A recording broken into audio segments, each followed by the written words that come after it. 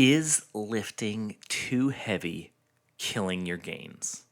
That sounds like an oxymoron, doesn't it? Because we think, oh, the more we can lift, the stronger we are, the better we're going to feel and all that. But is that really the case? Is it all about the number we're lifting? Is that truly what makes us stronger and builds muscle? Well, that's what we're talking about in today's episode. So strap in, get ready for episode 124. Let's go. I've always been that skinny guy. Why can't I gain muscle mass? What do I do in the gym? They said I'd always be skinny. This is your complete source for how to gain lean muscle and break out of your skinny body. From nutrition to getting the most out of your workouts and everything in between. We know just how frustrating gaining muscle mass can be, but don't worry, we've got you covered. You're listening to the Bones to Bulk podcast. Hey, welcome to today's episode. My name is Brian Parody. I will be your host today, and I hope your day is going really good. Like I truly hope it is. And hopefully I can make it a little bit better with this episode. So, before we dive in though, I want to mention if you have not been over to bonestobulk.com, I do have a free meal plan on there. It's an entire week's worth of eating, everything laid out step by step. It includes recipes, everything you need. So head on over there. Again, it's free. You'll see it on the homepage. You can't miss it. Grab that. All right, with that being said, let's dive into today's episode. Do you have to lift heavy? Well, there's a whole lot of dissension on this topic. Let's just put it that way. There's a lot of differing opinions, differing beliefs on how heavy you need to lift. Can you build muscle as effectively with light weights as you can heavy weights? And let me just start off by saying this. Lifting heavy and lifting light both have their place. They do. And I think they should both be incorporated into everyone's lifting routine. But let me dive in a little bit further. This whole kind of conversation I started having with people stemmed from the whole thing of, hey, if I just want to tone, should I do high repetitions with low weight? And if I just want to, bulk, do I do just heavy weights and low repetitions? As far as heavy or light weights when it comes to bulking or toning, it really doesn't have any bearing on that. And before you turn this podcast off, like, what the hell are you talking about? Like, just hear me out. If two people are lifting the same, let's say they have the exact same lifting routine, and one person is eating in a caloric deficit and one person is eating in a caloric excess, they're both going to develop muscle, but their bodies are going to have a much different response. The person in the deficit is going to get more, quote unquote, toned. Now, what that means by toned is all they're doing is they're lowering their body fat percentage by eating in a deficit, and they're building muscle at the same time because they're regularly strength lifting. So they're, yes, going to get more toned, but it's not a toned. It's not that because they're lifting a certain way. It's because what their diet is. It's because how many calories they're consuming, how clean are the calories they're consuming. That's what's determining whether they're getting bigger or they're just getting more defined. That's what determines that. On the other hand, the person who is lifting the same exact way, but who is eating in excess of calories, they're going to be putting on more weight, more muscle, and they're going to be putting on more overall size because they're eating in an excess of calories. And depending on how clean they're eating, that could still be a defined look. Or if they're doing more of a dirty bulk, which I do not recommend, then they're going to be putting on fat along with the muscle. So the lifting itself doesn't play a role in whether you're toning or bulking. It doesn't. And toning, I don't really like that word because what is toning? Toning is kind of slimming down and losing body fat percentage, and we've converted that into toning. Anyway, that's a whole nother subject. So what I want to demonstrate here is if you take light weights, something, let's say you're used to curling 35-pound dumbbells, okay? And let's say you cut that down to 15-pound dumbbells. Can you get it as efficient workout on curls? Absolutely.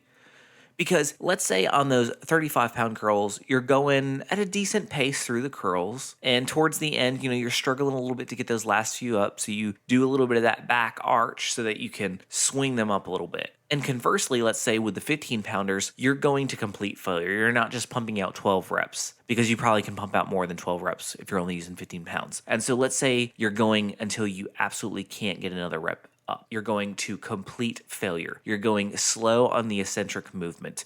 You're really focusing on your form. You've got your back up against a wall to avoid your back getting involved, and you're just hammering out repetition after repetition until your arms feel like they're going to fall off and you literally can't curl another rep. Let me tell you something, that's going to be just as, if not more beneficial than just hitting 10 reps with the 35 pounders. It is. And people will argue this point a lot with me saying, well, no, you need heavier weight. You can stretch and strain the muscle fibers just as effectively with light weights. You can, and build just as much muscle. Now, eventually, will your muscles stagnate and you need to increase the weight? Yes, or the reps. Of course, like we're all going to get stronger. We all have to improve. I'm not saying you can never move up to heavier weights like I do. There are certain exercises that I constantly am pushing myself in to be able to lift heavier just because those are my own personal goals. And there's other exercises where I don't even worry about how much I'm lifting. I'm just going until I'm exhausted and can't do anymore. And I think that is the perfect blend, because what we fall into is we fall into the 1 rep max trap. And that trap is just all that matters is how much is on the bar and if I can get 1 rep up. And the truth is, if you go in the gym and all you do is 5 exercises or 6 exercises or 7 exercises, and you just do a 1 rep max on every one, you've done 7 reps.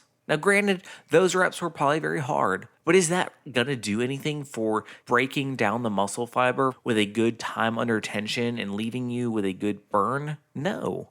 It's not. You've got to be effectively putting those muscles under strain, focusing on that time under tension. How long is your muscle being strained for in the gym? That's what you need to be focusing on, because we focus on all this other bullshit way too much. And it takes our eyes off of what's truly important when we're in there lifting. And I'm telling you, getting that 1 rep up, sure, it feels good, but it might not be beneficial to what your end game goal is. Now, if you're trying to compete and perform and be the next strongman and break some records, sure, that needs to be your focus. But if you're just wanting to get stronger, leaner, more muscle, don't just focus on the number, because it can blind us so much. And another thing that's so bad with constantly trying to increase is this. Our form goes out the window. And you know that I talk about this all the time.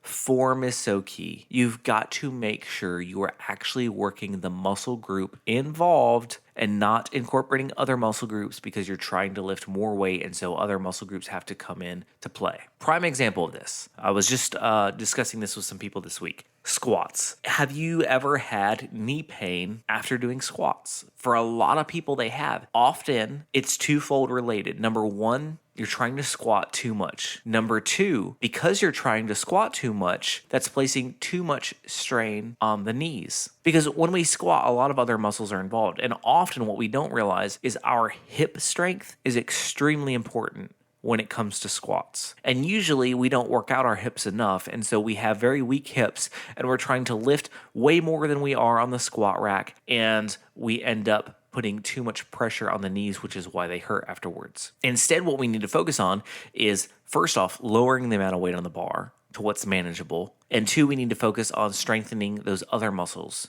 the hips, so that more strain is placed on them and less is placed on the knee. It's not having to compensate for it. And this is just one example, but this is so much what happens when we're trying to lift heavier than we should, is that other muscle groups come into play so that we can get the weight up rather than that muscle that it's really intended for. I hope that makes sense. And I say all this not to discourage, but to encourage you to take a step back and kind of get your ego uninvolved in this whole process. And just ask yourself, what is my end goal here? And really just hone in on that and make sure that your end goal is to really focus on your form, your time under tension, and getting stronger. And that doesn't only look like lifting 1 rep maxes. I'm not saying that you should never go for 1 rep maxes, but as a day-to-day, you shouldn't. All right. That wraps up today's episode. If you're on any social media, you can find us at Bones to Bulk. We are on Facebook. We have a great group of people over there. TikTok. You can follow us on Instagram. We're on Pinterest. We're Bones to Bulk everywhere. So if you're on any of those platforms, check us out. Love to connect with you. Leave me a comment. Write me an email. My email is at bonestobulk.com. You can find it there. I'd love to chat with you. With that being said, remember, you can accomplish any goal that you set your mind to. You've got this.